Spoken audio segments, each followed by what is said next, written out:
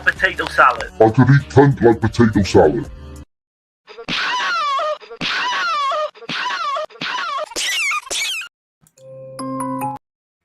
I was just about to say, hey, guys. I wasn't expecting that last bit then. But, yeah, man. We're back up in there like swimwear, man. Yeah, absolutely, man. Yep. And see if we got any trolls in here. Free films. Oh, God, yeah. Yeah. We got some that haters, guy, man. We got some haters. If he's That's watching. Cool, I love the fucking haters. You know what I'm saying? Oh, man. It's like, I don't know where they get the time to do and fucking write comments like they do. I mean, fuck them and feed them goldfish eyes, right? I was going to say, if he's watching, fuck you. Because it doesn't, like, I don't give a shit what anyone fucking says or thinks. I don't give a shit neither, man. It's crazy. It's not going to fucking change the way I am. Right. Look, we got a StreamYard. StreamYard's like. We got Gizmo in here, man. No, I think he sent that yesterday. He must have. He said, I'll see if I could join. I'm working and busy a lot, but let's see. We'll listen live or in rewind if I don't have time to be a part of it. Okay. Yeah, I did see that earlier. Yeah. There's my beautiful wife, Tasha. Where you guys at? Hey, Tasha. Welcome back to the panel of pain. Yeah, hey, man, this shit was kind of like, I'll say one of them probably was painful. This ain't the greatest, what we're talking about today. This ain't the greatest fucking gems, but I mean, I still think it's, worth the discussion. And I think two of the films, like the one film I did a complete U-turn on, I told Dirk earlier. Yeah. But I think all three films are like interesting enough to talk about anyway. Yeah, man. The one is just so fucking hilarious. It's like unintentionally it hilarious. really is. It's brilliant, man. We'll get into it. What's going on in Texas, man? Texas got quite a bit of shit going on now, man. So y'all check his channel out, man. Give him a sub. Yeah, man. He's doing the live streams now as well, which is good to see. Hell yeah. That's cool. Getting into it now, big time. We got Corey in here. What's going on? Wilkie's Movies and Music. Y'all check his stuff out. He's doing stuff too, man. I think it's Zombie Girl. I think it was the last thing I seen. I didn't have a chance to catch the live, but I did watch some of it. It's pretty cool, man. Yeah, I've seen a bit of that as well. But yeah, man. And so, well, how's your week, man? How's it going? Same old, really. Like private life kind of thing. I had like one of my neighbors died. Oh man! So it was kind of freaked me out a little bit finding that out today. Damn, man. But apart from that, no, just trying to keep busy and watching these films basically. But yeah, not too bad, I'd say. Apart from that. Okay. Damn. Well, that's rough, man. It's never easy when somebody that you know dies, and he's a lovely guy as well. Because me and my next door neighbor with me now, on the other side of me now, like, and we'd not seen this guy for like 4 weeks, so we were like fearing the worst, and then she found out today and let me know. But yeah, not good. But well, dang, man, I hate to hear that. Don't want to bring everyone on a downer though, so I'm up for watching these. Really looking forward to talking about these ones. Corey says thanks. Yeah, man, no problem. Yeah, go over, man. Subscribe to his channel. Brilliant. Yeah, Wilkie's Movies and Music, Texas, HXCX 1965. Be the back for life, man. Yeah. And we got Liv Style Rewind in here. What's going on? Hey, Liv. Let's see. Everybody saying hey. All right, man. Well, today we're going to cover Spanish Bloodbath. These 3 films from Vinegar Syndrome. They just put out. So Night of the Skull, Violent Bloodbath, and The Fish with the Eyes of Gold. Is that right? Yeah, that is right. With the Eyes of Gold. Yeah, that's going to be an interesting one to talk about, actually. Here's the alternate art. That's what I made the thumbnail. Yeah, I love that. I love Yeah. that picture there. I mean, it's a killer. I mean, everything's killer on the artwork on here. You get 3 films. I can't recommend this to everybody.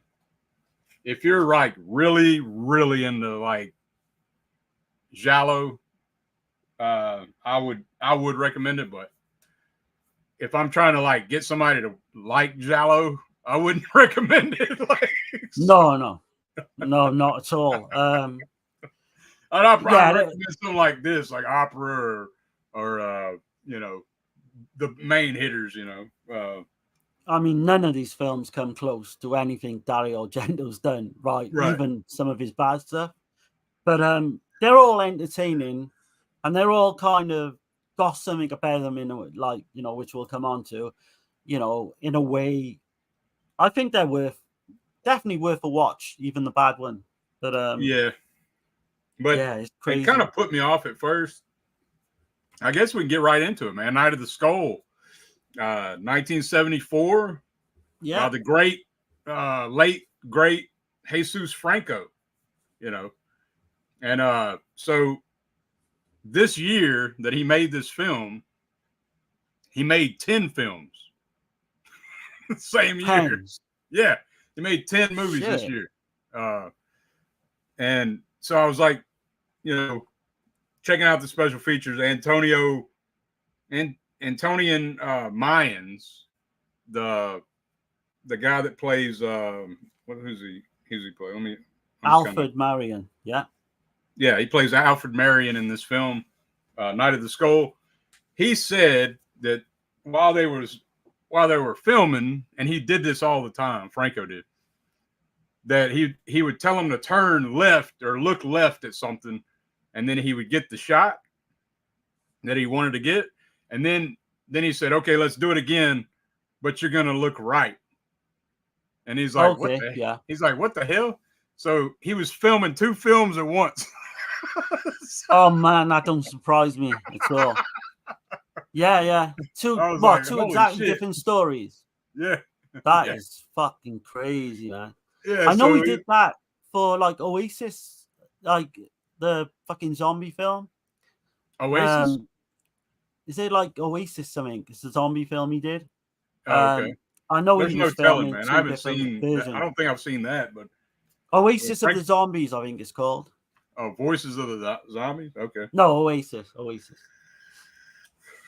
But I think that was him. Anyway, I might be wrong, but I think that was him. But man, so I just get into the film. I mean, that was just like a little tidbit I found that was interesting. I thought was funny. Film 2 films at once. You're just like telling your actors to move certain ways, the opposite direction for certain shots. And it was like, I mean, the funny thing with Franco as well, if he ever wanted someone to like climb up like a rock face, he would just get them to do it on the floor and reverse the fucking to look like they're fucking climbing up a rock. Oh, that was something else they said, that there was generally never a script. Like, right, that makes sense. Yeah.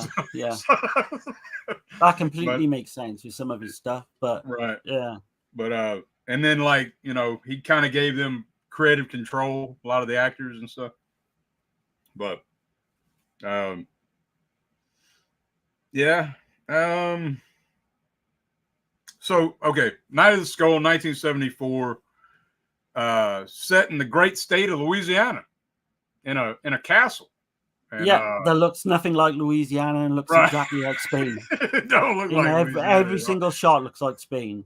Yeah. But yeah, I thought that was crazy. So there's a mass killer, a skull mask to be exact, and then he's killing these family members who have all gathered to find out what the hell they got coming to them from Lord Archibald Marion.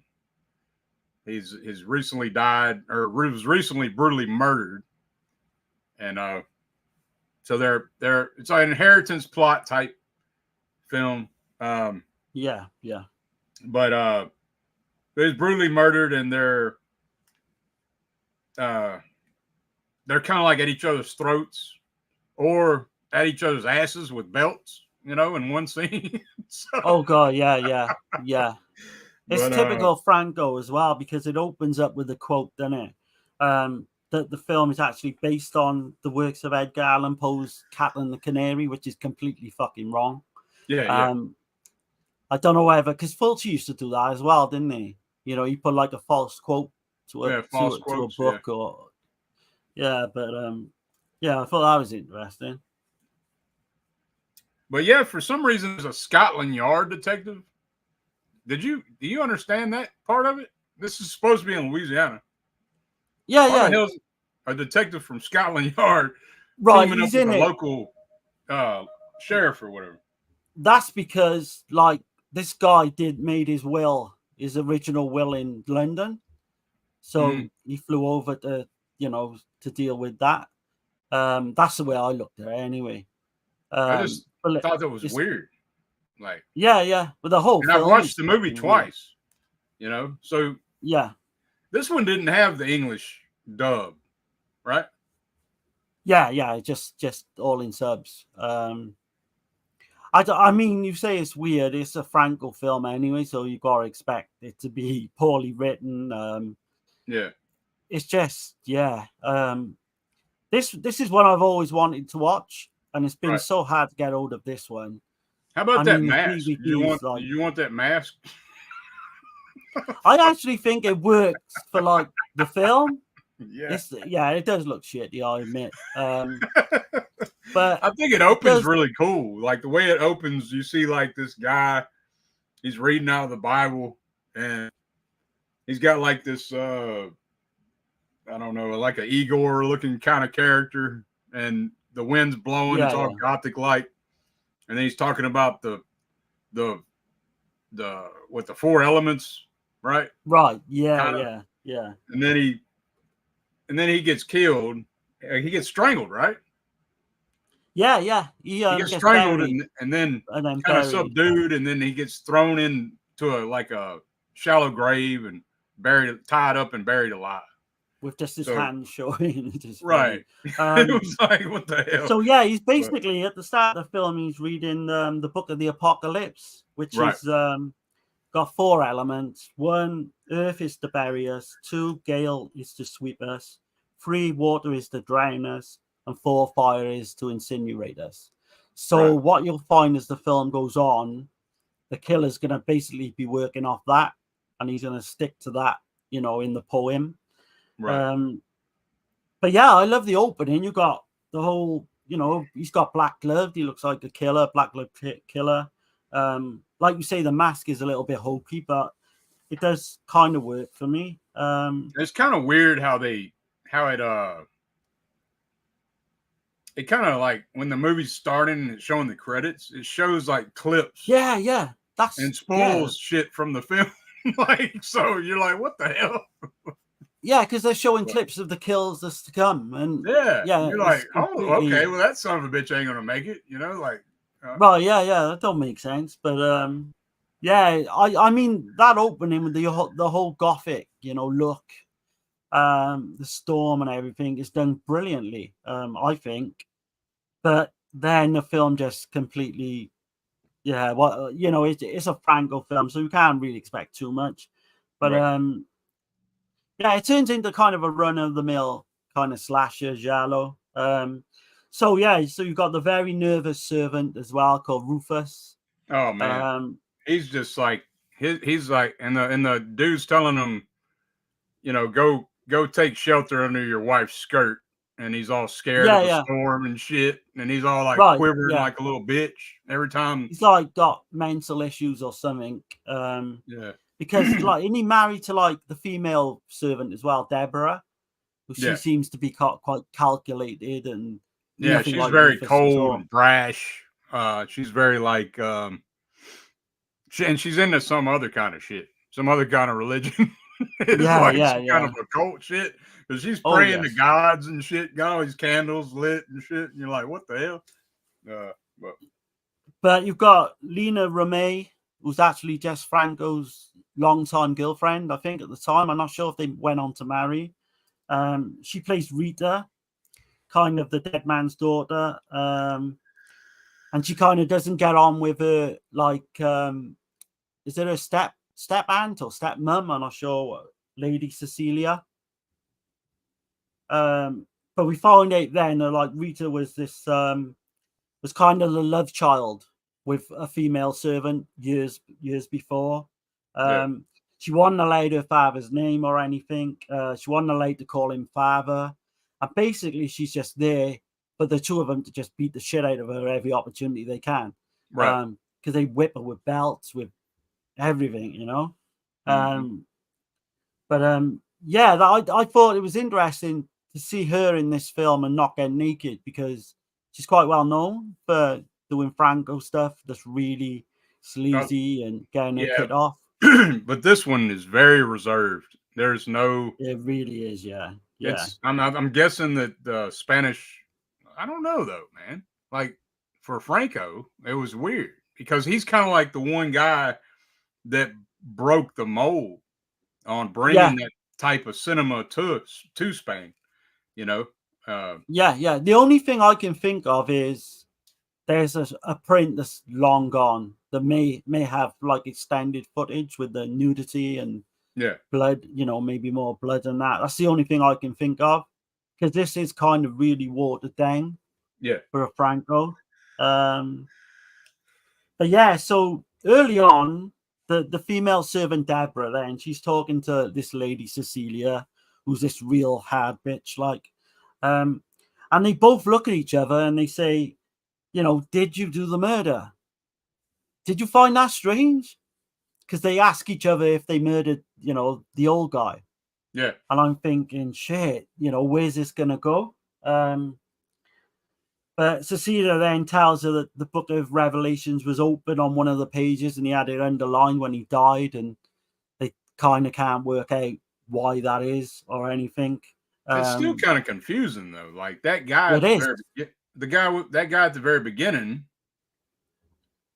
I don't want to spoil the film. It just is weird shit about the movie. Right, yeah. We are going to spoil bits, but we're not going to give away any of the killers or anything like that. Yeah.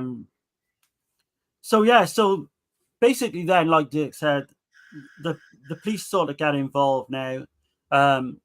They try to open up his will early to find out, you know, who wanted him dead, basically, and who would be a suspect. So he tries to go in then and try and get the information out of the notary. But all he finds out is he's left the dead man's left a note saying all the family must gather within 24 hours of his death into like this big Park Manor estate which he owned, for the reading of the will, basically. But you've got his wife, Lady Cecilia, cousin Baron Simon Tobias and his wife. You've got his bastard daughter Rita, which I thought, you know, which they actually read out, and she says something, and they're all there. She says something at one point where she's saying that her mother was a black woman. Yeah. She says like her mother was a black woman, and she used to be a servant as well. Right. But as we find out, this old guy who's died. He's kind of ruthless in himself, you know. But he's kind of holding them all kind of like to ransom in a way with his wills, because it's kind of confusing because he wrote at least two wills. If somebody gets killed, then they disregard one will, and then they open a different will. It's like how does that work? Like, right. Because the poor daughter, like, she's left pretty much everything in the first will. Yeah. And then they read out another and she's left nothing. But we'll come on to that. But it's some mind games with the family, just weird complete shit. Fucking with everything. But Rita tells the police then that she's been badly, treated by her father and Cecilia.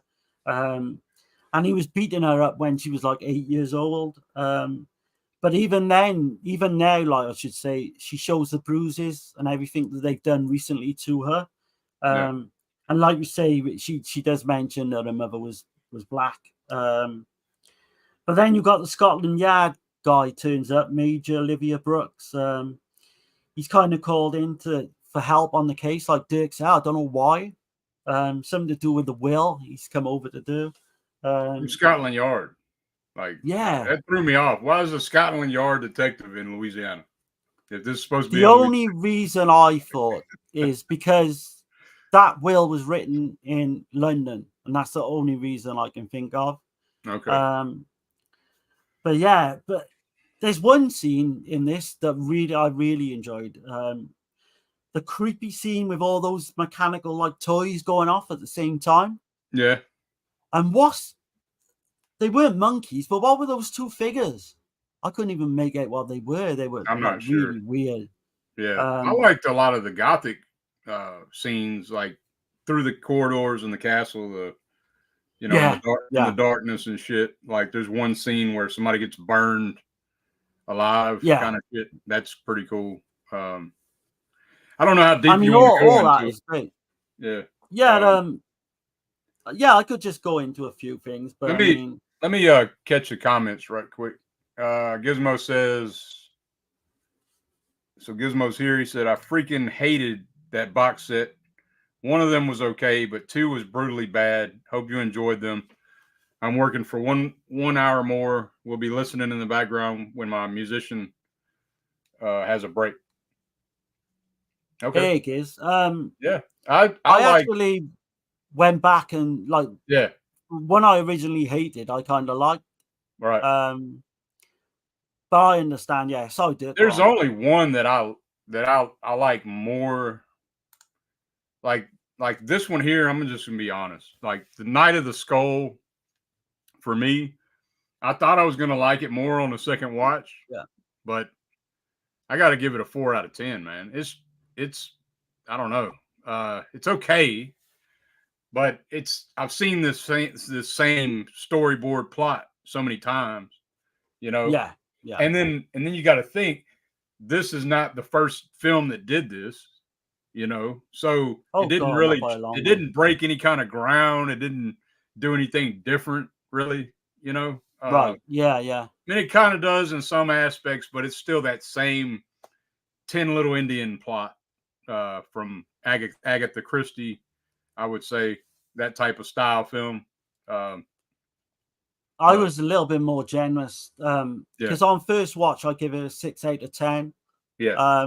When I was writing up my notes, like it kind of dipped a little bit for me. Like, okay.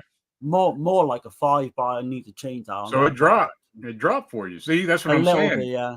Like for me, I thought it was gonna get better because when I started thinking about it later, after I watched it, I was like, I don't know, there was some good shit, but no, it stayed at a 4. Stayed at a 4 out of 10 for me. So it didn't go up or down. I'll tell you a couple. Well, certainly one scene I really liked that which is I thought was done excellently. Is that at night is this big violent storm, and you got the killer. He's creeping up the stairs. Meanwhile, Lady Cecilia, she starts whipping the shit out of Rita, and that's some pretty funny shit. I mean, when the killer jumps out, no, it's brutal, man. But when the killer kind of jumps out, strangles Lady Cecilia, and this is probably all the spoilers I'm going to give. Oh, I showed it in the clip, so it's and he handcuffs her. Yeah, but he does this really weird thing where he fucking ties her to a rock in the fucking sea. Yep. And I mean, that shit was done well. I'm not sure I'm convinced of the reason why she died, though. Apparently, the fucking wind. The force. Killed her, like. The force of the wave hitting her from the wind is what killed her. It's completely believable. Yeah, okay, right. It's completely fucking, it's for Franco, even that's a little bit too much to like. And Franco's in this, by the way. Plays this he's like a drunk guy. What's his name in this? Andy. This guy named Andy. That's right, yeah. That just he's just a drunk. And I don't really know what his purpose is, but he weighs in on to redate. Yeah, he's there to redate the will, the second will. He weighs out on the wheels and shit, and I don't know, man. Like, and he's always smoking a cigarette, looking like really super intelligent. Yeah, that's all. but he's not. That's all the stuff that's supposed to be in fucking Louisiana as well. No, you can tell it's Jess Franco, and yeah, well, he played a lot of he's- roles, like little small Yeah. roles like that. You know, he did that kind of shit. So, but it's not to the level of a fucking Lucio Fulci cameo or anything like that. It's just no. But yeah, I won't give too much more away. Like, you know, so they're all kind of in this house now. They're reading the second will's being brought out. You've got his long lost son that turns up, and one of his cousins. I'm not going to give too much away about that, but there's kind of a little bit of like incest in the script as well. So yeah, the whole reading of the will again is completely different the second time round to the first. So without giving too much away there, I'm not going to give anything else away, but they're kind of all secretly at each other's throats type of thing, you know, all wanting to get their hands on as much of the money. And then you got this whole other family member comes into play with his Asian wife. They just come out of fucking nowhere. For no reason, like apart from like he's like a cousin or something. Yeah. And then you've got the whole she's into some kind of fucking witchcraft or something. Yeah. She's into she wants to talk to the spirits and find out who's doing these killings and shit. Who's doing the killings, yeah, and then fucking two of them get killed. Like, you know, it is crazy, man. Let me finish the chat right quick. Let's see.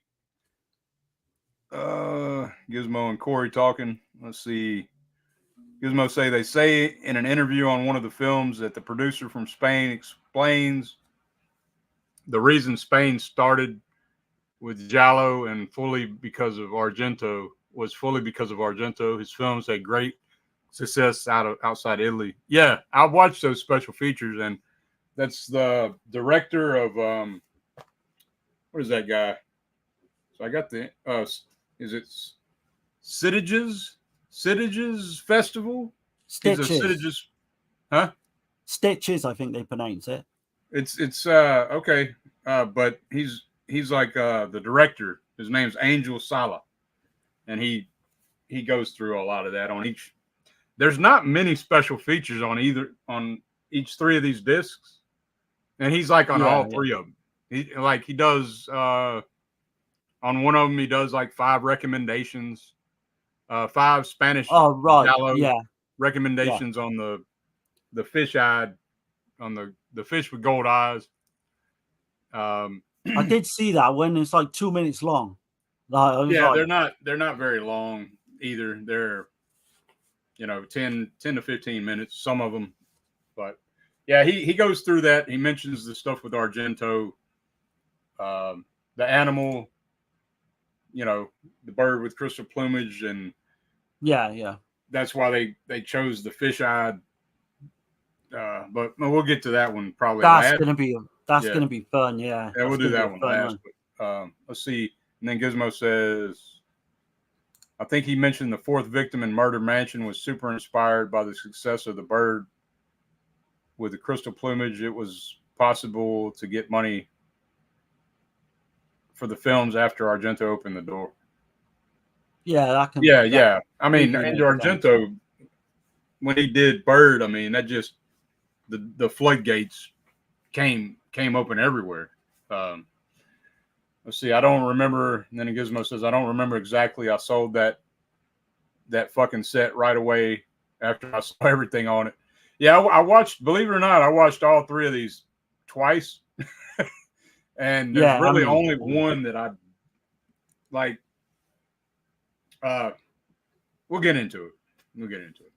I think the set is worth getting for Night of the Skull, man. I mean, I know we've just gone through it there, and it's not the greatest film in the world, right? But because it's such a loss, like this was lost for a long time on. Yeah, you can't find hardly anything about these films, and I mean, Gizmo might be thinking, well, that's probably a good thing, but I mean, still, I still think it's important to. To have them, because I thought the same thing after I watched all 3. I was like, I think I'm gonna sell this whole fucking thing. You know what I mean? But I think I'm gonna keep it, man, because I mean, yeah, for the price, you can't go wrong, really. I wish that there was I don't know better about features. US. I wish it had more features, though. I wish there was like a commentary track, you know, at least. Not even that. So, because it cost me £30 UK, and I mean £10 of Blu-ray. You can't go wrong, really. Right. Yeah. But yeah, so, like just some of the brief thoughts. I love the whole dark house feel, the stormy atmosphere. Right. But like you say, the violence in the sleaze was completely toned down. I don't know why. And it's kind of really poorly lit in places, which kind of does the film a favor in a way, because you do see a lot of the skull mask, but I mean, in certain scenes, you don't, When you see it close up, it's bad. Glimpses. It's yeah, like, it is. It's like, dude, y'all couldn't have done better than that shit. Like, I would have rather somebody just painted somebody's face up, kind of like, like Vincent Price in Madhouse, Yeah. I mean, that looks better than that. Do you think, though, but do you think this is actually like a parody, though? Because it did come. I do kind of think it is kind of like. Yeah, there's no way he played that like completely straight. It's kind of comedy shit going on a little bit. Let's see. I'm gonna go ahead and finish it. Oh, sorry, man. I see that's fine, man. Yeah. I see Caveman's in here. What's going on, man? Hey there, everyone. Caveman. Please hit the like button for these non-essential brothers of Giallo. Cheers, Caveman. Hope he's feeling better as well. Yeah, man. Appreciate y'all stopping by, man. And they got Miss Caveman in here too. Hi, everyone. Hey, Miss Caveman. Always a pleasure. Thanks for everybody for checking us out and watching and hitting the likes and doing all the good things. And absolutely, man, it all helps, Right. But I haven't got too much more to say, to be honest. I think. Right. And speaking of that, like, go on.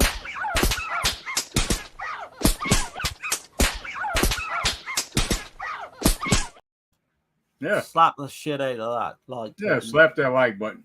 Yeah. But the only thing I was going to say was you've got William Berger. Like, he's basically, for me, he was a standout in the cast. He plays Baron Tobias.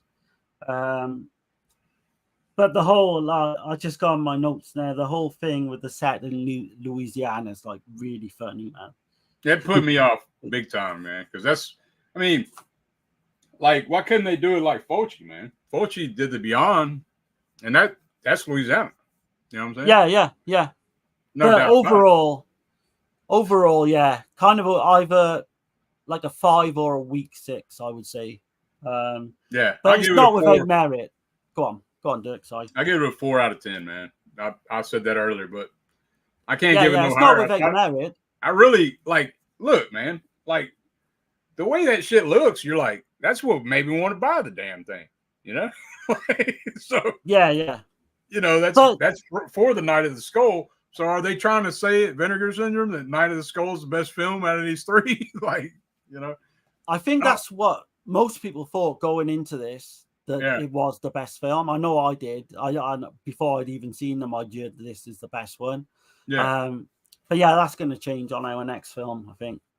Yeah, man. It's I was trying to see if I had anything else to say about it. There's not a lot of info on these. There's really not. Yeah. I mean, if you like whole gothic kind of castles and big dark houses and violent storms and all that shit, like this has got that in abundance. But I could think of 10 others that did it better. Oh man, 10. I could think of 50 others probably. Yeah, that's why I'm just saying right off the top of the head. Yeah. It's like you say. I think it's worth a watch, but I would put it like, if you're gonna watch 2 films in a night, like put this one on first, just to like kind of lead you up to the main feature, I would say. But if you're into this type of cinema, you're a completionist, you want to see everything, I'd say go ahead and pick this set up, man. I would. Like, if you like the Spanish Giallo, which it's not technically Giallo, we know that, but it's but Spain ain't far from Italy, so like you do have that, right? And there were so many co-productions between Italy and Spain that they borrowed locations in Spain. You know what I mean? Like, they're right there beside each other. Yeah. So I mean, if you go in with low expectations as well, you might be pleasantly surprised. Certainly in one of them. And the last one we're going to mention is fucking unintentionally funny all the way through. So I mean, in that regard, it's worth going. I think. Yeah. I know it's not a good film. Well, let's go ahead and get into. Let's go ahead and get into the best film of the three, in my opinion. And my opinion as well. Right. I done a U-turn on this one. Yeah, because Darren told me at first, he's like, man, he didn't like it at all. And I was like, holy shit. No. You know? But so this is Violent Bloodbath, 1974, directed by George. It's actually Jorge, I believe. Oh, okay. Yeah. I believe that's his name. It's George Graw, but it's probably Jorge, I would imagine. And you got the great Spanish actor Fernando Rey, which most people thought that he was a French actor because he did so much French cinema. And he's done a ton of films. Yeah. He did a ton of films. And I don't know if you know, but he was the character, the frog one, in The French Connection. Oh, no. Have you seen The French Connection? No, I've never seen it. But okay, he's the main bad guy in The French Connection. And he was also in Cold Eyes of Fear, which is another one. Yeah, that's where I remember him. That's another one we covered on here. And then he was in, let's see, Obscure Object of Desire, 1977. That's just a few I wrote down.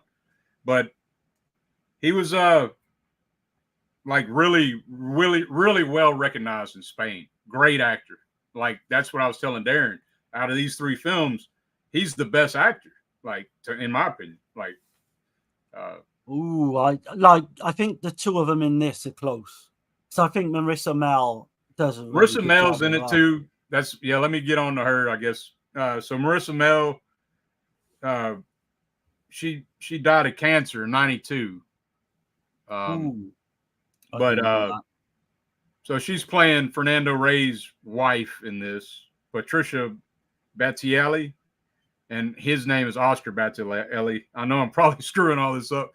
And he's but she was in Danger Diabolique, 1968. She was in 1980s Under Siege.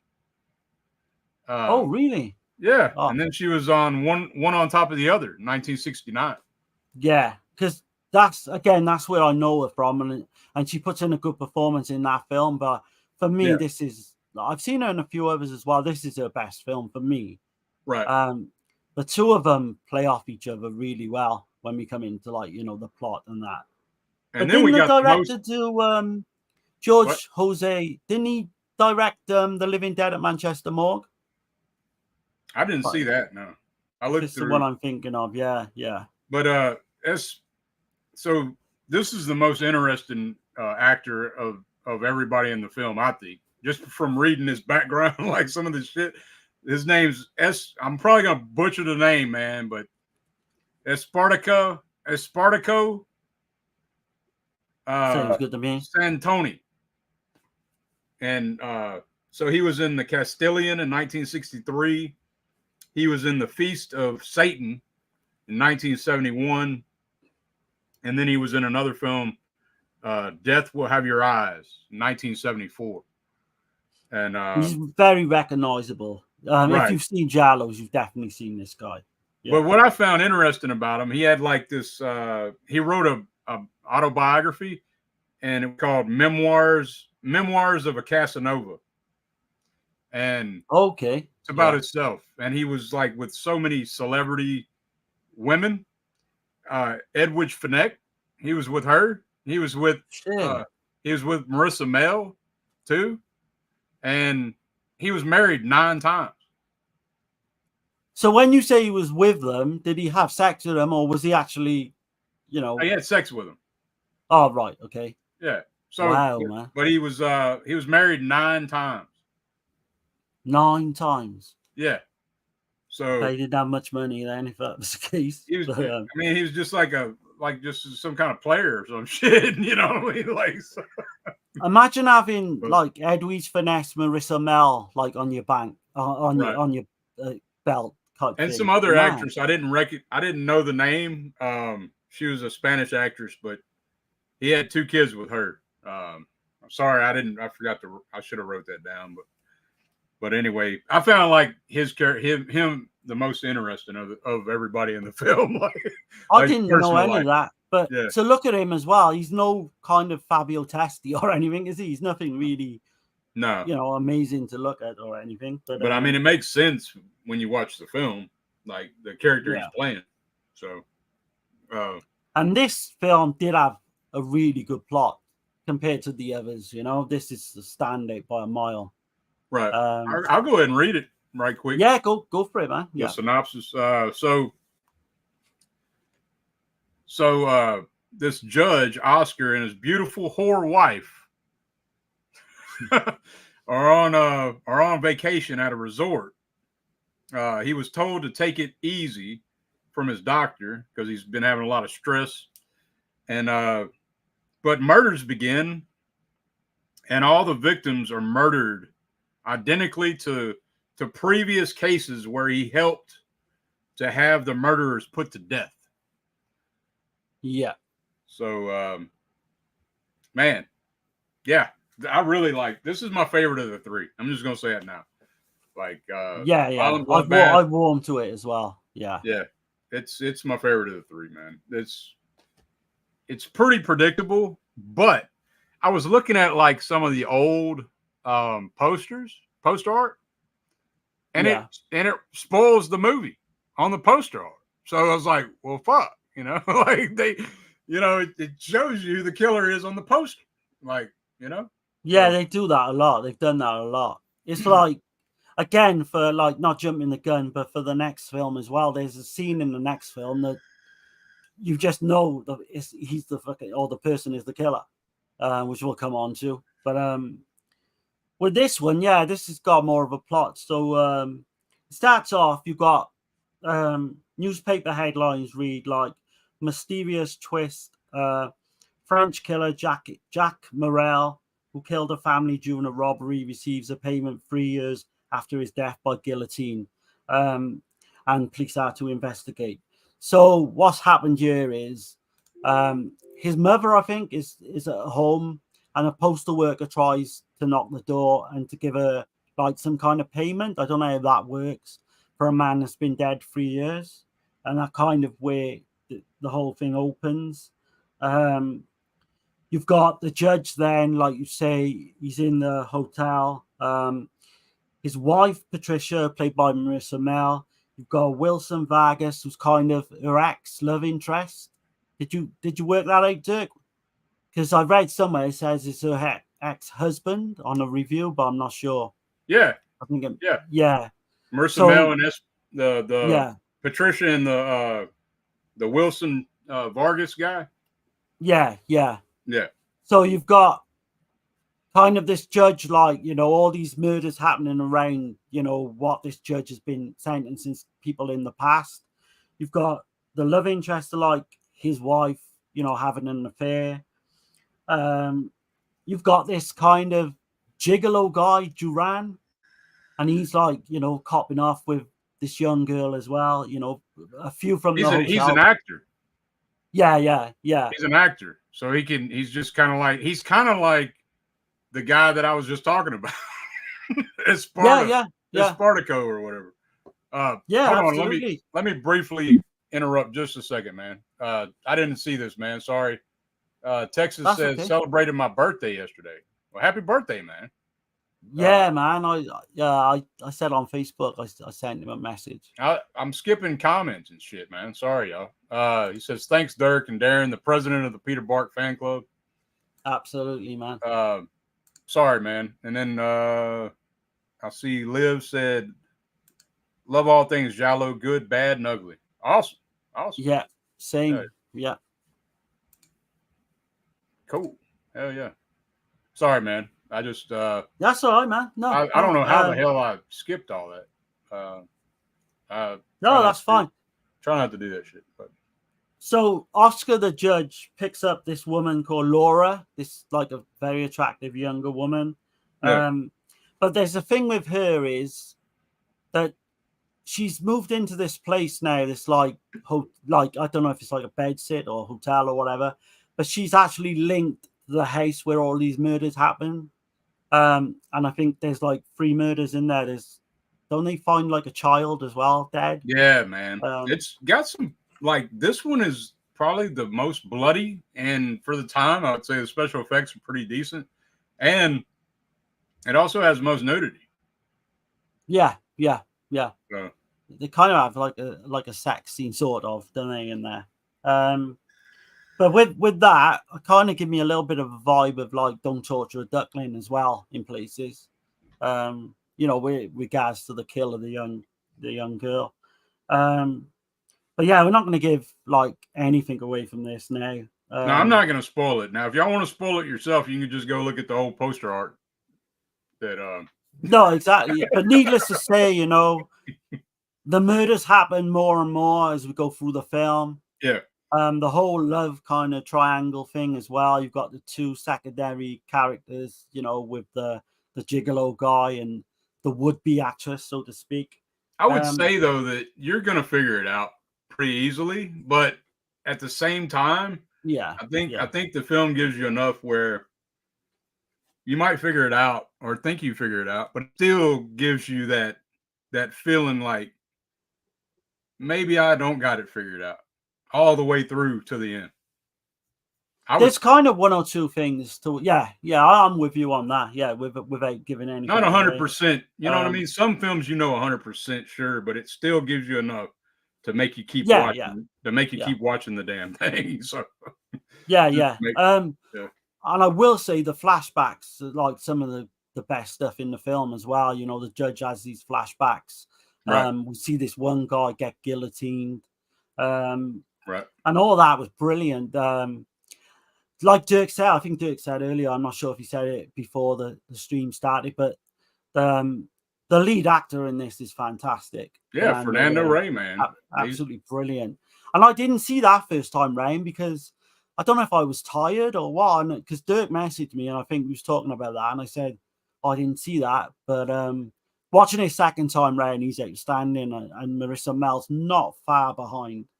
No, she's great, man. I think they all do good. I think the acting's great. Yeah. Even the young girl, you know, young woman, like, she's really good. The Playboy's pretty good.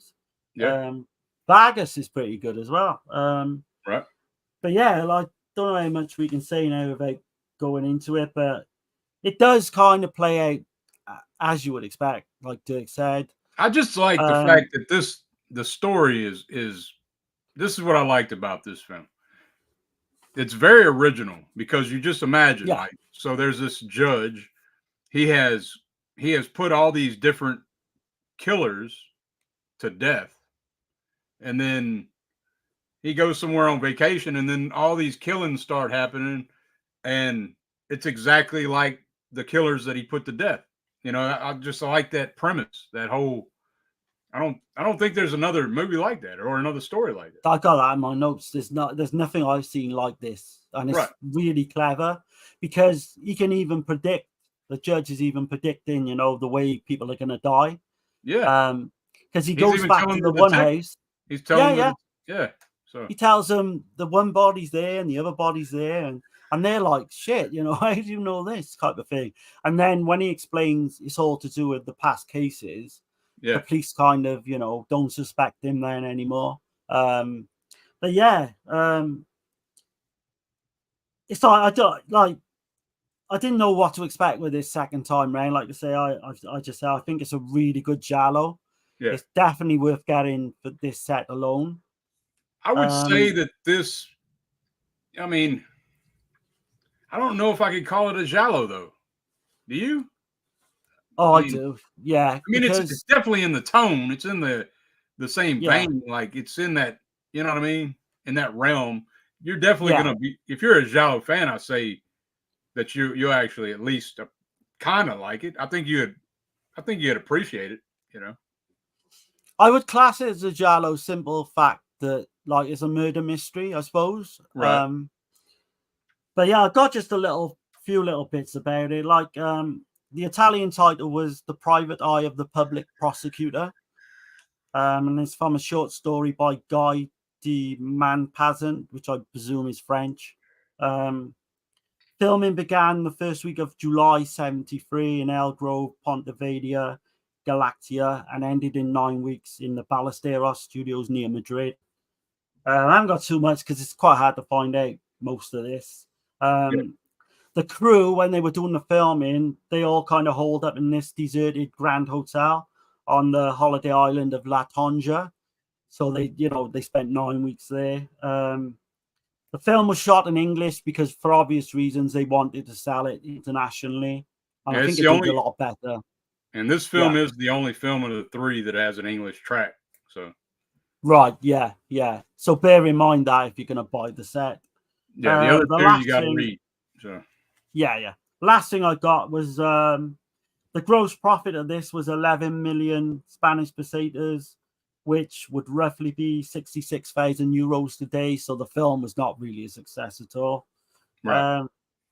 But yeah, that's all I've got. But I mean, definitely the best in the set. Yeah, because it threw me off when I told you that it was my favorite of the 3, and you was like, "Oh man, you hated it" or whatever. I was like, "What?" I will. To my defense, I will say I did watch it late one night when I was really tired. Yeah. And I always give a film that I'm reviewing two views to do the notes the second day. Yeah. And then it was kind of like watching a fucking different film. It is, because, man. I mean, like, do you know when you watch a film first? I don't know about you, but I don't take everything in. Yeah, right. And then, you don't. Like me with Stendhal syndrome, for example. Yeah. Like the first time I watched that, I was like, man, this is a piece of shit. And then like I watched it again and I liked it more because you just start noticing more things. Like you're gonna it's a different experience the more you go through a film, you know. And that's always taught me now to not, really go on my first judgment on anything. I always try and watch 2 times now. Definitely. But yeah, I like to say, by far the best film in the set. Yeah. But the last one, which is going to be the worst, mind, it's going to probably be the more entertaining review of them all, really. Because it is fucking batshit. Yeah, we can't really say anything else. I mean, it's got some, I will say on Violent Bloodbath, there's great location shots, a lot of good scenery. It's like on the seaside shore, kind of. All that stuff in the opening as well in France. You've got the Eiffel Tower. Right. You've got all the monuments. All that shit is great. Yeah. Let me catch his comments right quick. Gizmo says, I only seen 3 films from him. And the film I like the most is Hunting Ground, but I did enjoy Violent Bloodbath. But it's only a 5 out of 10. Okay. Well, since Gizmo said that, I'm going to go and tell you what I give it. I give it a 6.5 out of 10 for me. Yeah, I'm exactly the same. I give it a strong 6. So you could say 6.5. Right. Originally, I give it a 4, which I don't know what I was thinking, but well, you was tired. I mean, Gizmo's in between there, 5, but like Gizmo's probably bang on as well. You know. Yeah. I mean, can't argue with it. I mean, there's a couple gripes I got with it. That's why I get to 6.5. Like so. But I'm not going to say what it is. So, but anyway, Texas says, no worries, Dirk. Okay, man. Yeah, man. Happy birthday again, dude. Man. I hope you had a good one. I'm so damn busy these days, man. Like, I haven't been in hardly any streams of anybody else's. I've been in a couple. But yeah, I've just been busy. And then doing this, I'm always trying to prepare for these things. So. Same. A lot of those streams are late as well. Like obviously for me in the UK. Yeah. But I do try and catch up, with bits and pieces when I can. Right. I go back and check out stuff though. So. But yeah, man. I guess we'll get into the fish with the eyes of gold. This is fucking hilarious, man. This film. It really is, man. This one here, I was watching it and I knew. I was like, man, this is bad. This is a bad movie, but the shit, I just couldn't stop laughing. Though. Like the dude's facial expressions, like the whole time. Oh man, he's just like, the whole fucking time. And you're like, Do you know what that reminded me of? What? Fucking Eric Freeman in Silent Night, Deadly Night 2. Yeah. It Is does look fucking. like. He acts with these facial expressions throughout, man. And do you know, like, before we get on to the film, do you want to know the backstory? Have you got the backstory on this guy, the blonde guy? I got a few. Wait, let me see what I got. Go ahead, man. Go ahead. Right. So this guy, the blonde lead now in this film, right? He plays Derek. So his name's Valdemar Wolfhard. But his English speaking name, I guess, was Walt Davis. Yeah, that's what I got down. Walt Davis. So. But this guy had like a really entertaining story to tell. So in 1966, right, this German-born playboy, meaning him, he got accused of being a serial killer in Germany, basically. Oh yeah, I heard. And I he didn't was write targeting. it down, but yeah. Oh man, yeah, it's a hell of a backstory. So he's allegedly targeting these young women along like the Autobahn, which I take is like a river in Germany. The only evidence they had on him was the fact that he traveled a lot and he owned a red Mercedes car, which kind of comes into play in this film, like a sports car. But he ended up being arrested and he was attacked in the media, you know, because, you know, they kind of put you guilty before, you know, anything goes on. Which he later sued, obviously, because he wasn't the killer. But and that was funny because he sued them because he couldn't have done the one killing because he was in a different country at the same time. Right. It's just I funny. did see that he kind of liked that. He liked it. That he liked He loved the notoriety of it all. Yeah. Right. So this is another thing. So he loved all that. He loved the showbiz aspect. So he went on then to release an album of music, which he wasn't really a musician, I take it, which did really bad. But on the cover of that, he posed with like a red sports car, and he went under the name Valdemar the Vampire, which was actually what they were calling this serial killer. So he was kind of fucking with people, you know. Oh hell. But yeah, I got another few little things. He wanted to be the next James Bond. Like, because he saw himself that fucking highly regarded with the media and everything. But he came out public and he said he wanted to be the next James Bond. Which, if you watch the film, people, you've got to go back and fucking watch it just to see. There's no fucking way this guy could have been James Bond with his facial expressions. And he'd be the worst, man. Like maybe maybe a parody James Bond film or something, you know. He's one of the worst actors you'll ever see in one of these Gialli films. Like, yeah, but it's funny though.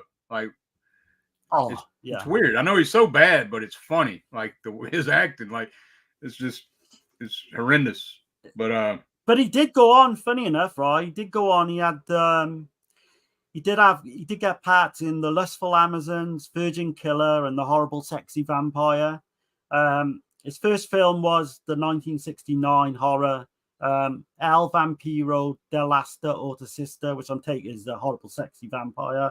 A title the Spanish press alluded to calling him in the Autobahn killing serial killer case, which is crazy, man, to name a film as well after it. So I wrote down a few films of his. So I didn't realize he was in Red Rings of Fear. Yeah, Virgin Killer. Yeah, I was like, shit, I had to look that up. Oh, that's the name, the Virgin. And then he was in another movie called A Virgin Among. What is the hell is that? A Virgin Among the Living Dead. I've heard of that one, but I've never seen it. Yeah. 1973, and then he was in Love Camp, 1977. Oh, okay, right, yeah. But another interesting thing is his girlfriend, his love interest in the film was a girl called Ada Toller, and obviously she plays Marina in the film. It's kind of his love interest. She was his real life girlfriend at the time. Mm-hmm. She went on to become his. Oh, he's 71, and she went on to become his future wife. But what was interesting about that is she even wrote a film that basically just for him to fucking star in, which is crazy, man. When you think like this guy's backstory is better than the fucking film, like, literally. You don't like the trippy strobe light and shit? Like, I and mean, I love it. I it love kind it of for all reminds you the of Deep all the Red. wrong reasons. This is Yeah, before, yeah. It kind of reminds me of Deep Red, but this is before Deep Red. Like, I'm only talking about one scene, but I know the scene you're on about. Yeah. could have Argento stole. I mean, to compare this to fucking Deep Red isn't I know it's crazy, but this came out before Deep Red, and there's one scene Yeah. that like just feels like Deep Red. I'm not gonna say what it is, but you have But to I watch. mean, we'll go through the film. We can say a little bit more with this one than we did the others. But let me go ahead and so it's directed by Pedro Luis Ramirez, and yeah. so there's an English foreigner, and he's basically chasing women is all he's really doing, and in a Spanish seaside town, and that's Costa Brava, where he's at, and then he begins these murders begin, and he's the number one suspect, so he must prove his innocence because and he's got like this asshole detective on him the whole time with these dark shades, like I don't know, man. Yeah. And his face is so goofy, like you see this guy. Just, honestly, people gotta watch this. Right. And but I am gonna go through some of the scenes, like, because it's just too good not to. We'll probably give a spoiler for this when we probably are gonna say a lot about it. Because there's just too much I want to. Yeah, there's just loads I want to say about it. Let me. I was just gonna mention a couple other. Go for it, man. Yeah. So we got Normal Castell is playing Virginia, and she was in a film called Tender and Perverse. Emmanuel, 1973. Gizmo probably knows the film. Steve will know that one. Yeah, Steve from Dead Pit will know that. She was in another film called Open Season, 1974. I'm not familiar with that either. But no.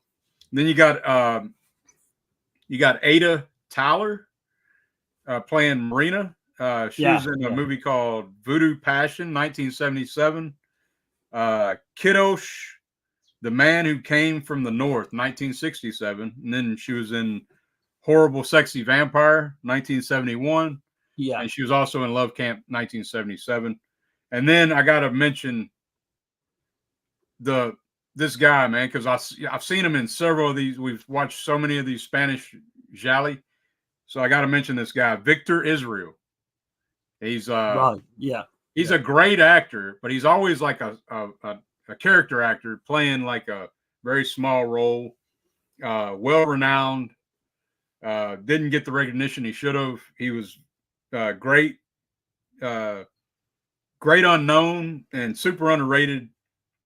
He had 215 film credits. Wow. As an actor. And then he was in The Good, the Bad, and the Ugly as a weary sergeant. He was in The House That Screamed. He was playing a creepy handyman. And then he was in some Paul Naschy films. I know Blue Eyes of the Broken Doll. And he was also in, and he was in Night of the Howling Beast. That's just a few that I wrote down, but I just want to. He was also in probably the biggest film that most people would know would be Horror Express. Okay. He was a baggage handler in that one. But yeah, I just had to give him some credit, man, because I see him in a lot of these films, and he's always good. And he plays like this obsessed fucker he's obsessed with fish.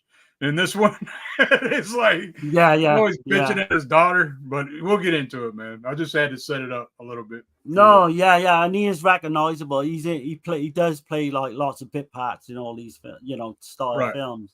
Yeah, man. But I'll set it up with the opening, right? So, this young woman goes swimming on this like beautiful beach. We see this scuba diver who looks kind of menacing, like approaching her. And he ends up stabbing her basically to death. But there's like this male witness, and he kind of sees everything.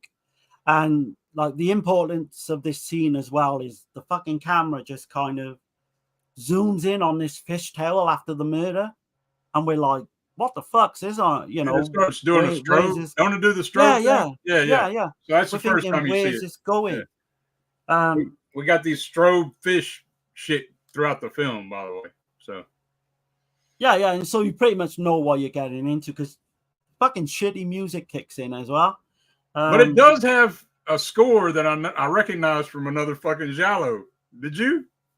When they're no, there's refresh one me. song, man, like when they're driving around.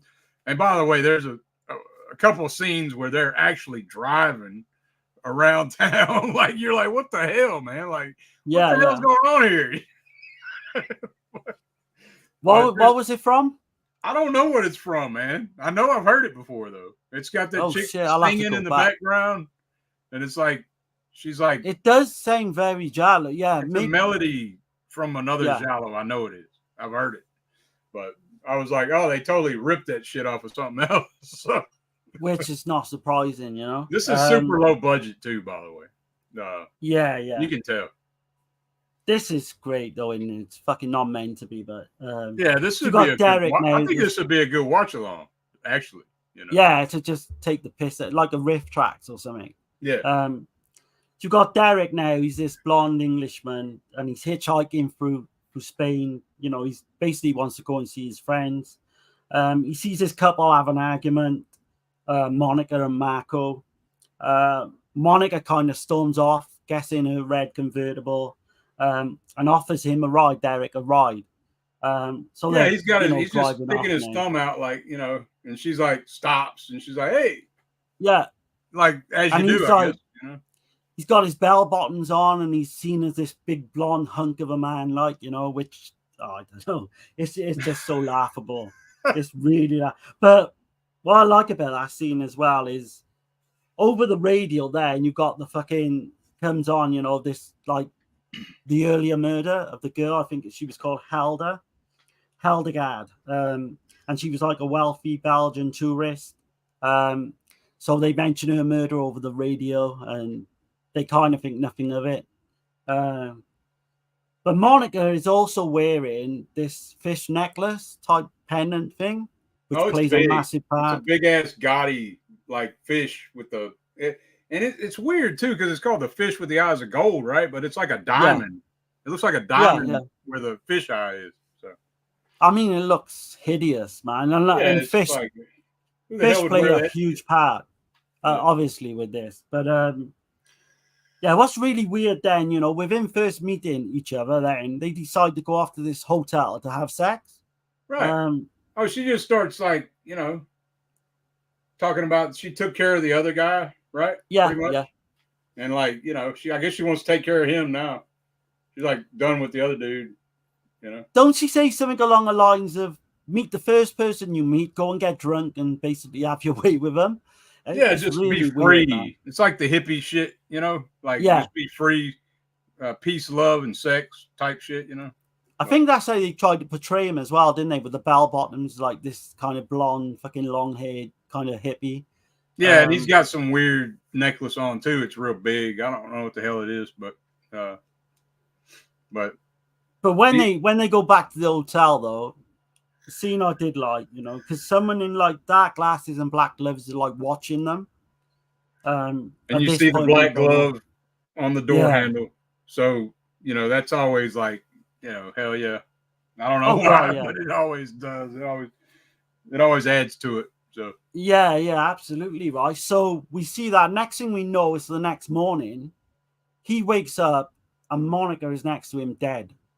And he's like, what the fuck? You know, he looks at his hands, you know, he even questions, because I think they were getting drunk on whiskey as well, which didn't help. But he kind of questions himself and thinking, you know, what happened here? What did I do this myself? And like all fucking, you know, people who just wake up next to a dead person, he decides to do a runner. Like, I don't know about you, but I'd phone the police. I mean, it doesn't look good, but I mean, surely there's evidence that can get you out of it. But no, he just goes off, does a runner, and jumps into a car. And it's like, yeah, but I wonder, like, because I mean, he's not from there. He's probably thinking, you know, he's in Spain. Yeah, I'm sure he's thinking they're going to have him for the. He's in a whole different. He travels the world. He's just a wandering dude. right? Like, Yeah. And I mean, he just goes off. Yeah, he ends up. I think he ends up at the friends he originally wanted to see. yeah, 71 said something. She made a good point. Unless he's got a record, he might have some kind of Right, maybe. Yeah.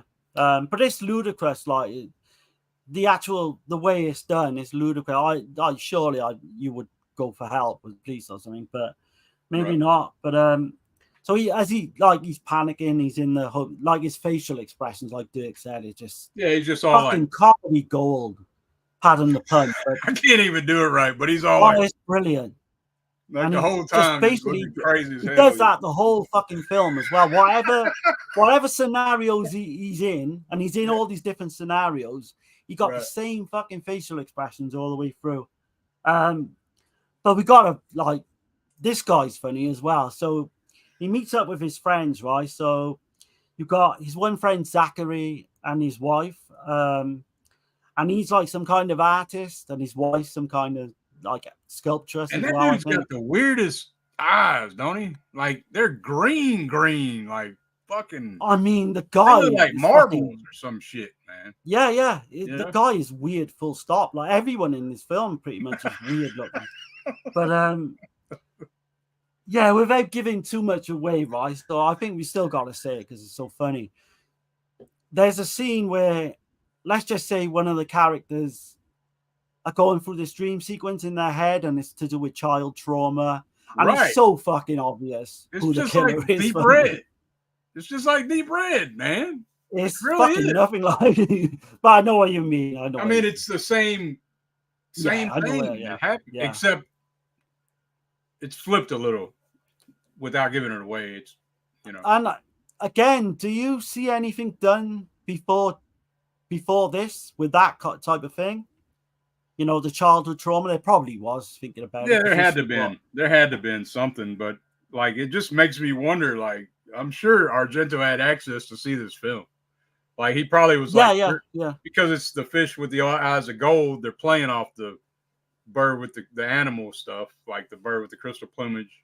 Yeah. It's exactly like you say. Like Gizmo was mentioning earlier, it's on that disc. They go on the special features, but I mean, so many people were doing that. I mean, it's done quite well, the whole childhood trauma scene, because you got like this goldfish bowl kind of breaks and the fish go everywhere, and you can see why fish flopping on the and you can see why that would give someone some kind of trauma. But yeah, so you've got Zachary, this artist, like Dirk said, he's this weird guy, like, and he's so fucking shifty as well throughout the whole film, and no one picks up on it until like near the end. It's crazy, man. His wife is kind of Virginia. She's kind of a bit of a MILF. She's quite hot for an older woman, but she's kind of going with other men, and she's screwing other people. Yeah, there's kind of like another fucking gigolo in this as well, isn't there, really? But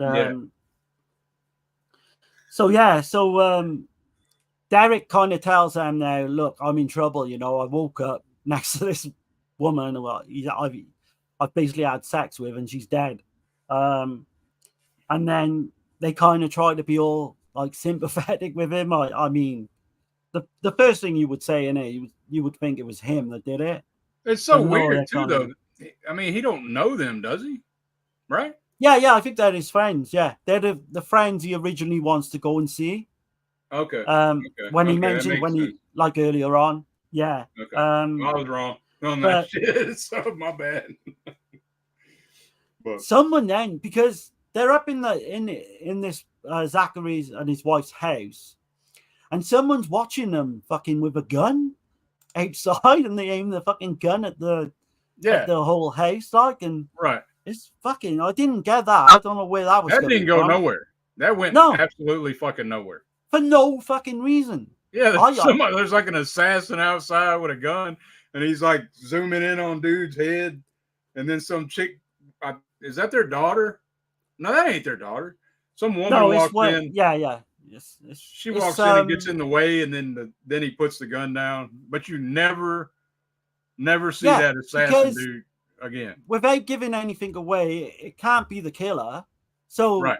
you know, and I think that girl is kind of a student, one of their Right. students, Yeah. art students.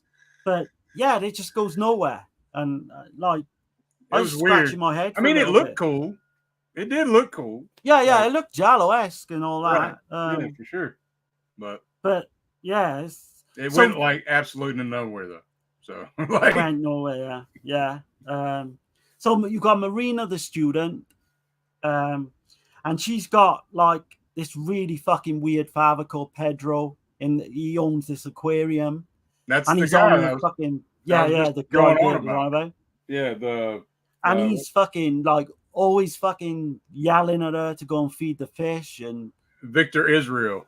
yeah, he He's doesn't a want to super, go in with guys or anything, does he? Either. yeah, he's a super huge, obvious red herring. You know. Yeah. He but basically Derek and Zachary then go to the police, and he kind of gives himself up and says, look, you know, this is what happened. And the policeman, like, didn't he say their stories couldn't be more far-fetched? Like, because he's definitely got, I think he like got the two of them, because what I maybe didn't say earlier on is Zachary was the man in the first scene of the film that seen the scuba diver kill the girl. Mm-hmm. So you've got both witnesses to fucking murder, both turn up in the fucking police office. Right. And he's like, this is like got to be one of, you know, either you two both did it, or this is one of the big coincidences ever. Which is crazy, like, when you think about it. And then his facial features again during that scene is fucking crazy, man. Yeah, he's like letting them know, well, you're not arrested, but you know, don't leave town. That same trope is. Yeah. It's So, yeah. But Zachary, go on. Yeah, it's fuck. But Zachary is just as bad, right? Because with the fucking artist Zachary, he's got this fucking smug on his face throughout the film. Yeah. Like, just as bad in a way, like acting wise. Right. And I don't know if it's done to throw you a little bit or what, but like, it definitely throws you a little bit, but maybe not in a good way. No, it's so, honestly, it's so funny up to it. Like, and it carries on as well throughout, you know. Are you getting to the scene with the damn car? Like, that shit, it was like, what the fuck? Yeah, man? yeah. Like, are we going too far in? What part was that? Was you on about? The scene in the red car, man, where they're like driving and then the brakes go out and shit. Oh, yeah. I got that in a bit. Yeah, I got that to come in a bit. So Pedro is straight to the point now. He tells Marina that, you know, she's not to go with this fucking foreigner, this blonde, you know, fucking Derek. Right. Derek as well. What a fucking name. And he forbids her to see him again and all that. And then she's like, I'll see you later. Right after he tells her not to. Exactly. So Derek now is fucking. You don't listen to Daddy for shit. No. And he's Derek just bugging the shit out of him. Sorry, man. No, that's all right, man. He's number one suspect now, Derek. So what the fuck do you do being a number one suspect and police watching you and shit? He goes and breaks into fucking Marco's place. Like, it's crazy, man. And then he gets hit in the fucking head with a bottle. Yeah. And he's there at every fucking crime scene. He seems to put himself in that position. Yeah. Like, through his own fucking stupidity. Knocked out and shit. Yeah. Just stupidity. He's the dumbest ass lead actor. You'll ever see in a film as well. Yeah. You'll never see anyone dumber. Even the dumb, like, he makes slashers, you know, look brilliant, you know. Yeah. And the police still don't fucking, you know, get him 100% for, like, you know, or bring him in properly for the murders. Right.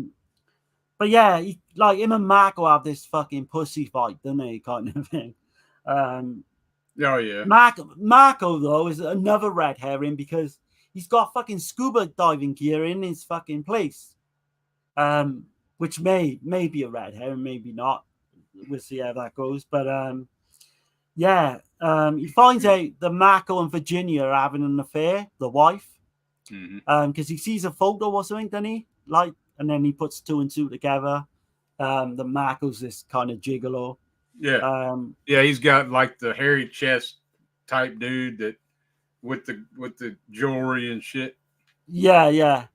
Typical stereotype gigolo. He don't never leave the house. He's always in a robe. Yeah. He's always fucking like living like a rock star type thing. Yeah. Yeah, we're gonna go through it. I think. Fuck it, we'll go through it. So Virginia comes clean then to Derek about the affair. Well, hold on. We're gonna go through it all the way. Yeah, fuck it. All right. Well, let me just. We don't have to give the actual killer.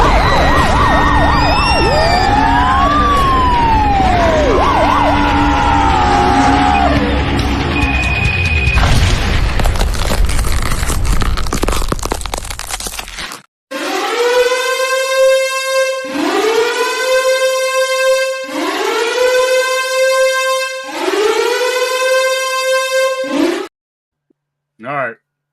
Right, what do you think? Maybe we should go through and give the killer at the end because it's going to be, funny to talk about, I guess. So yeah, we'll fucking spoil this one. Yeah. Yeah, you okay with that? Yeah. Say if you don't want to mind, if you don't want to give it away. We're good. I just did the alert, so this is the last warning, and we're getting into spoilers now. So some people will probably never watch these, but anybody that you've does, been warned. Yeah. You can still get enjoyment out of it, knowing, I think. Right. So Virginia comes clean then to Derek about the affair. And her husband kind of doesn't give a fuck about her. He's like more worried about his art and his hands and fucking. Yeah, he's like, all that what does he say? See him miss. What does he say about his? Keeps talking about his hands. Like, yeah, as if because obviously he's an artist. Well, we got to back up a little bit. We got to get into the break scene. With the brakes go out. Where the brakes go out in the car. Yeah, this is coming. This is after. This is coming. Yeah, this is definitely coming. Okay. So she's kind of working on this sculpture of this fucking huge fish. Right. Virginia is. And the spark's obviously gone in their marriage. Derek finds out that this fish is kind of was designed by a goldsmith called Miguel Toledo. Couldn't be more fucking Spanish if you try that name. And he kind of made golden eye like necklaces, pendants. The one that was on early on in the film, like the one Monica had on. But he hadn't sold any; just given one away, and that was to Marco. But I am coming on to the scene, Dirk, about the car.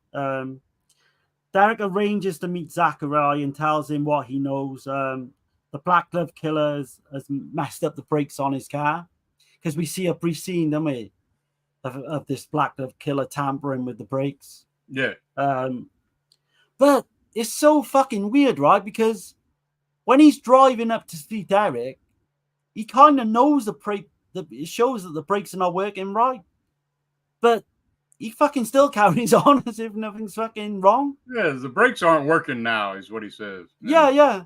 And he's still driving. Like, why wouldn't you? You would be worried for your life, basically, and then you'd stop at the nearest fucking. Yeah, they act like everything's cool, the brakes aren't working. Oh well, we'll just kind of drift on down the road and almost hit a fucking 18-wheeler and shit. Yeah. But, and the goofy music it plays as well when he's driving, and it's all climactic. It's climactic kind of shit, but it's supposed to be. And then the car goes off the edge of the cliff, but it's like going off very slow off the edge of the cliff. It's fucking great. Yeah, it's going off it's going so slow, like that you could tell that they didn't want to fuck the car up, kind of deal. Yeah. And I mean, you could have jumped out anyway. If it was going so slow, you could have just jumped out. Yeah. And the whole scene, like where it blows up, is fucking brilliant. Because right at the last minute, Derek kind of, Derek's okay, and he kind of grabs him right at the last minute, Zachary, and pulls him out the car. And within seconds, like any fucking film, it blows up. And yeah, but it's so fucking badly done. Yeah, so bad it's good, I think. Yeah, it's funny because he's like pulling him out. The car's on fire. He's pulling him out of the car, dragging him out.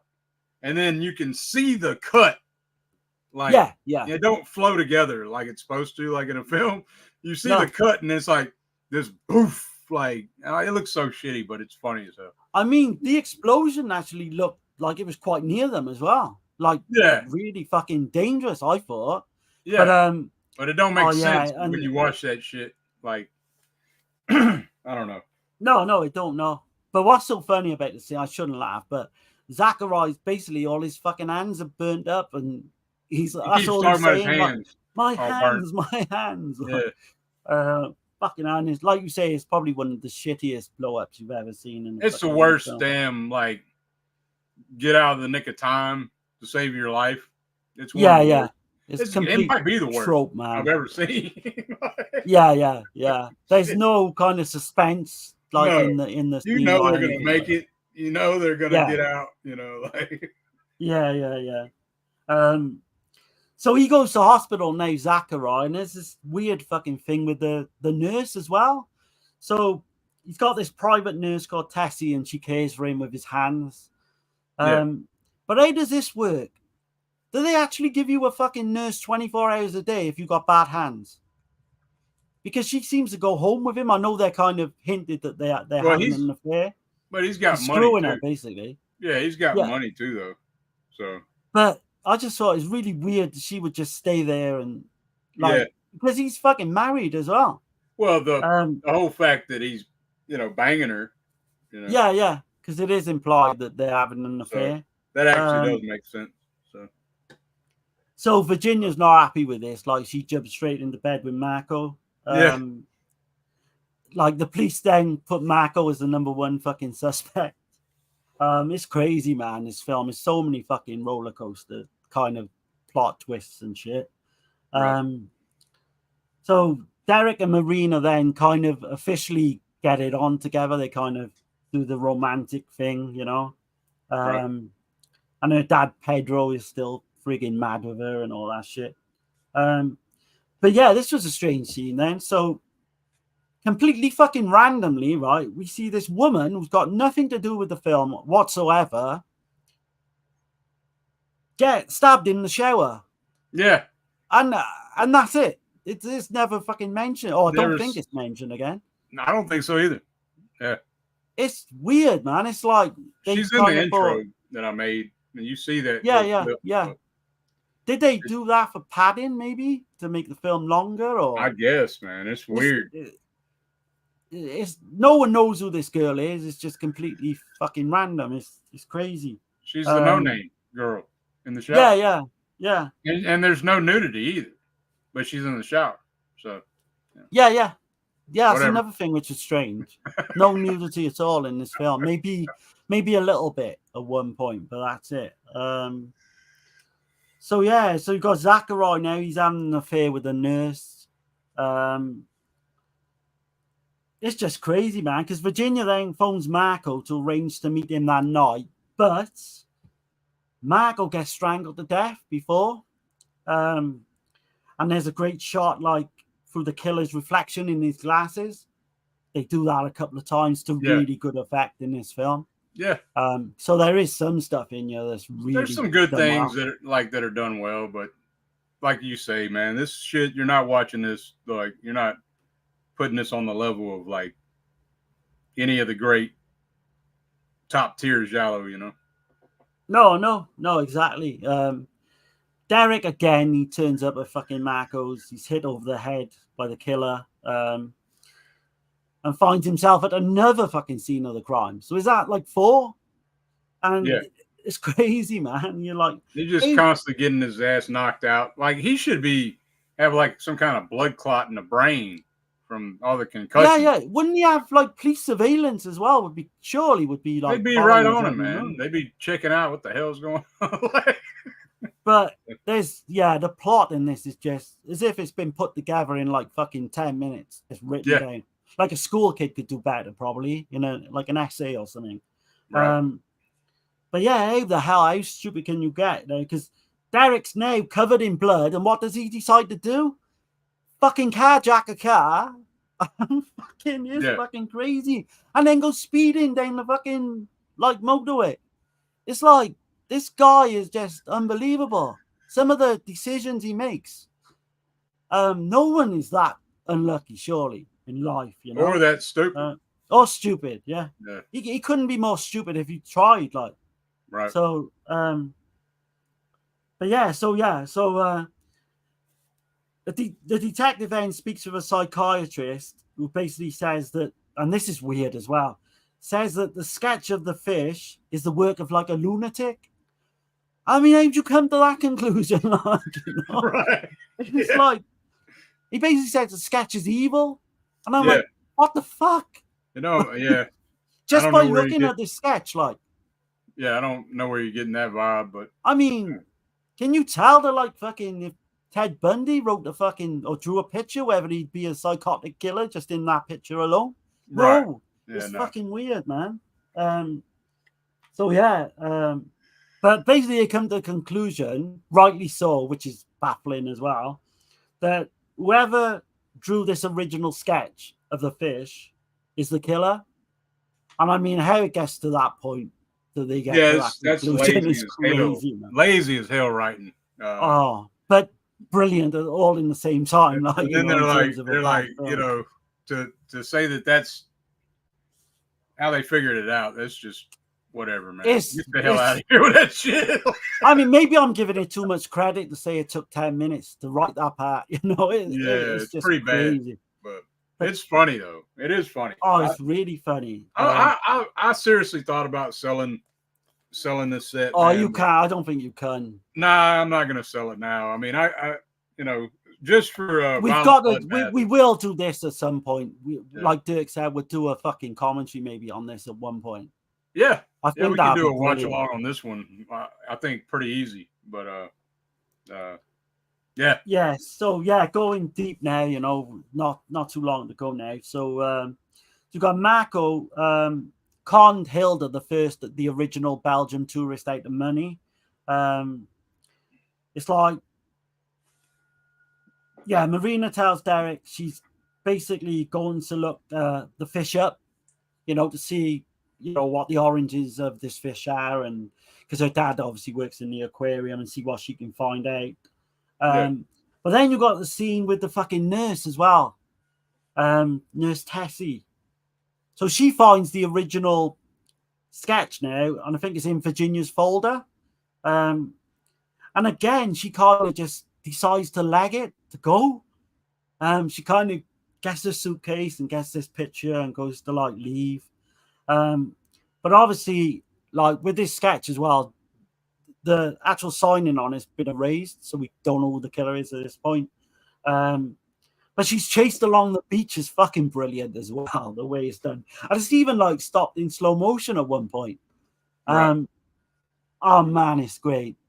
But like, and like she falls down, but you think, well, you know, you've got this killer following you. When you fall down in the water, what's your natural reaction? You just get straight back up and run. But she just stays there, ready for this killer to fucking gets killed. 2 minutes away to fucking come and get her. Like, it's just done so fucking lazily, but great at the same time. Like I said, oh man, doesn't he like? He slits her throat. I think the killer slits her throat as well. Right. This film, man, I hope we're doing this justice, man. Because, well, I mean, what are you gonna do, man? I'm gonna tell you what I give it, man. Right now, it's shit. I give it a like as far as like I don't know, entertainment wise, I think it's probably like a 7 out of 10. But as far as a film, like taking it serious type shit, I'm probably gonna give it a 3 out of 10, maybe. Like, okay, I'll give it a 4, but entertainment, I'd give it like an 8. Okay, yeah. But this is another scene I've got to get onto, right? So this guy finds fucking her body on the beach now of this nurse, and she's just dressed normally, man. Bear in mind, she's just dressed normally. And then he's talking to the police officer on the phone, and he said, well, who is it like? And he says, oh, yeah, I think it's a nurse. And she's got no fucking nurse gear on or nothing. And I mean, I was like, shit, how the hell, man? The writing is awful in there. It is bad. I mean, what'd you put that down to? Does he know her? Like, I don't know. He would have said, though, if he knew her. Well, it never gives the audience like any kind of, right, like and you can't. you got to The take way this I one. took it Yeah, you got to take this one with like, disbelief. Yeah, yeah, it's just, but it's funny, like, because obviously he doesn't know her. Like Marina keeps like playing what Derek said to her in the back of her mind, like. So he keeps saying to her, the killer is obsessed with fish. The killer is obsessed with fish. And it's like going through her head like constantly. She finds the original sketch and it is signed Selwyn Kendall, London, 1932, which is a big, hint who the killer is. And I guess we're going to fucking spoil it anyway. So, but basically the killer has been Zachary all along. Or there is two killers. But Zachary did see the scuba diver killer was Marco, basically, in the first part of the film. And I mean, it makes no fucking sense, really, at all. It don't. And I've watched it twice, so it really, I'm still. That childhood trauma obviously was his. But it didn't hurt my brain either, because I knew I knew that whoever made this shit was like the writing was so bad that it wasn't like, am I missing something? No, I don't think I'm missing anything. Like this shit's just that bad. mean, they give it away anyway after, like, is it 20 minutes in the dream sequence? Right. And I'm like, shit, like, how can you just give the film away totally and then expect people to, like, watch it throughout?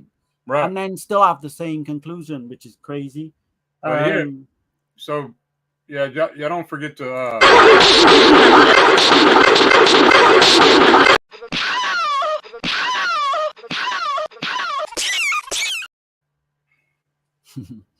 So I know we've kind of lingered on this film quite a bit because I really wanted to put this one over. All I'm going to say is the last scene, like basically Marco tried to like tamper with the brakes because he's scared that Zachary would like, know that he did that or recognize him from the first kill. But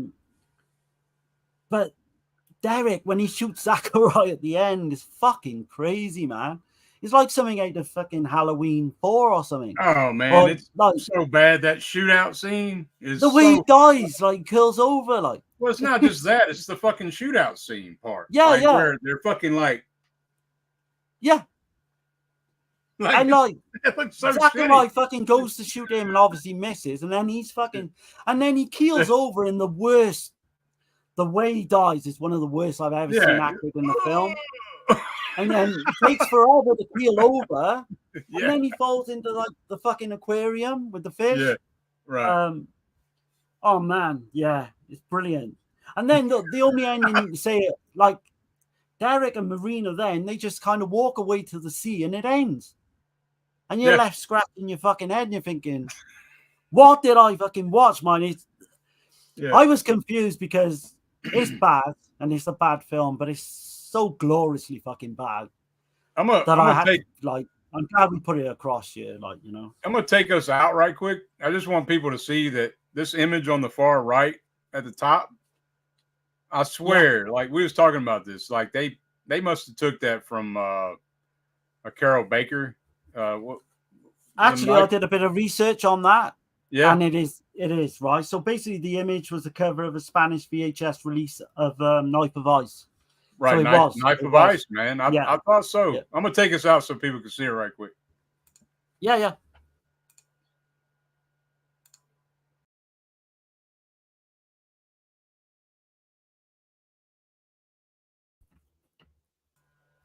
All right. Yeah, I just wanted y'all to see that that's Carol Baker's face on this damn.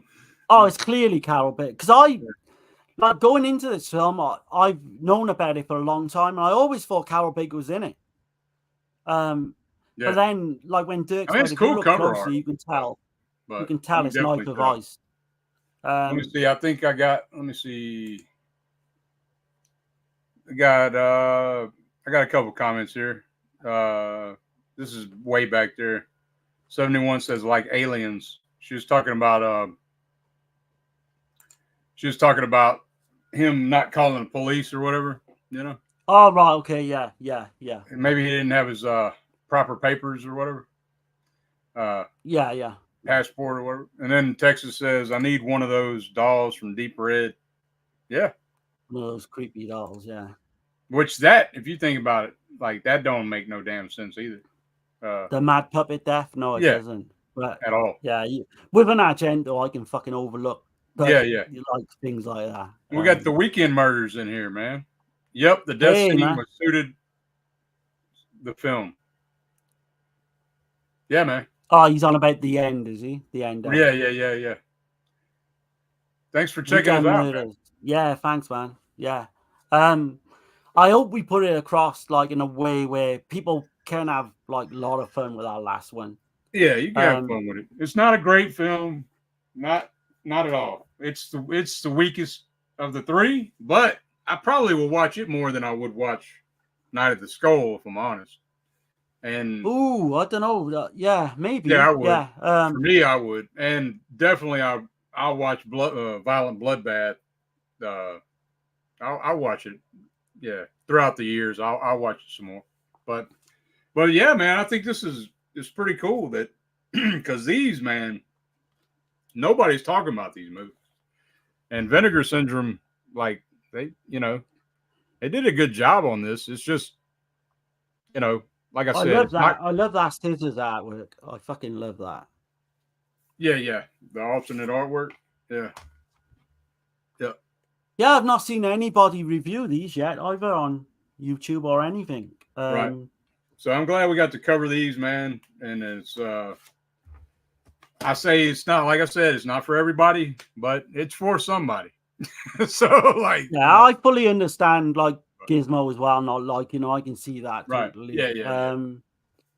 But please, like, they're cheap enough. Like, if you're a Giallo fan, definitely get them and let us know what you think. And I mean, honestly, I don't think if you see that last film as a comedy, don't watch it as a normal film, or maybe watch it as a normal film first and then go back and watch it as a comedy. I think you're gonna watch it as a comedy. I did when I was watching it. I was laughing my ass off watching this shit. I was like, because of the ridiculous, stupid shit in the movie. I knew it was ridiculous, right? But when you messaged me and you said, "Oh, how funny it was," yeah, then I kind of started to tune into like all the fucking funny little things going on. Yeah, and then when I watched it the second time, I had that in mind, and it's hilarious, man. Yeah, it is, man. But yeah, hopefully people do check that out, man. Yeah, man. And not sure what we're doing next week. We're gonna talk about it, but I guess we'll get out of here, man. Unless there's anything else you wanted to add. Thanks for everybody for being here, for checking it out. Like, subscribe if you like what we're doing here. If you don't like what we're doing here, let us know in the comments. Let us know what we could do to do things better. Now, how about that shit? But we're not covering like main heavy hitters. We cover some, I guess, here and there, but for the main point of the channel, man, is to find shit we haven't seen so much, or shit that hasn't really been talked about. Yeah, that's another good point, though. Do you want us to carry on doing the deep dives and doing scene for scene? Right. Or would you want us to like tighten up and not give away any spoilers, or just let us know in like through an email? The spoilers, I do give the alert, so they can't say there's no spoiler alert unless they just pop into the live, but definitely not in the future. Yeah, so I mean, we try not to now. We're pretty good on that now, really. But the last film, I had to spoil that, man. Just the way it is. Yeah. To get people interested in the first place, because I think if we just give that a normal review based on what it is like as a straight Giallo film, don't think anybody would have been interested. But giving all the things away that we did, maybe someone would like want to watch it. Right.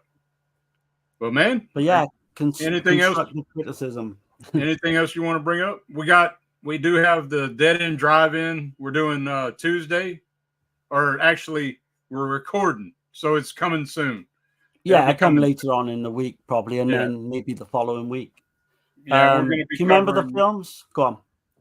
We'll be covering The Tough Ones by Umberto Lenzi, Contraband by Lucio Fulci, and that'll be one episode. And then another episode is going to be the Vampiros Lesbos, and damn, I'm having a blank.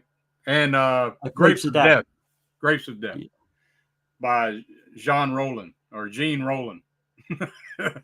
So, yeah. And we got Eurocult tomorrow with the Psychic, I believe. We're covering Psychic tomorrow on the Eurocult early in the morning, 10 Eastern time. You know. Yeah, 3 o'clock UK.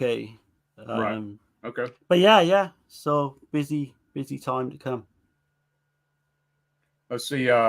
Texas says, "You're not boring anyone by doing the same movies 100 times.